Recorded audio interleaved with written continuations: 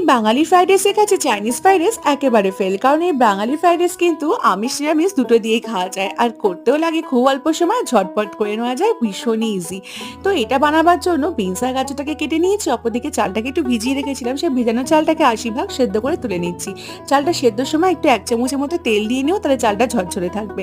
অপরদিকে কড়াইতে ঘি দিয়ে ওর মধ্যে এই বাদাম আর কিশমিশটাকে ভালো করে ভেজে নিয়ে তুলে নাও।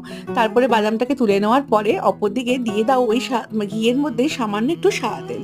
সামান্য একটু সাদা তেল দিয়ে দাও। তারপরে গোটা গরম মসলা এর মধ্যে ফোড়ন দিয়ে দাও। তারপরে যে কেটে রেখেছিলে বিনস গাজর সেটা দিয়ে দাও। আর হ্যাঁ, সুন্দর একটু কালারিং এর জন্য এর মধ্যে কিন্তু বেল পেপার দিতে পারো।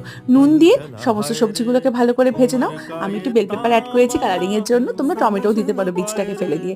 এরপরে ভাতগুলোকে অ্যাড করে এর মধ্যে নুন, চিনি, একটু গরম মসলা গুঁড়ো আর ভেজে রাখা বাদামগুলোকে দিয়ে ভালো করে মিশিয়ে নিলেই কিন্তু রেডি। এই সাবিকে আনা পুজো দিনে বাড়িতে কিন্তু তোমরাও ট্রাই করতে পারে। গরম গরম মাংস বা নিরামিষের সাথে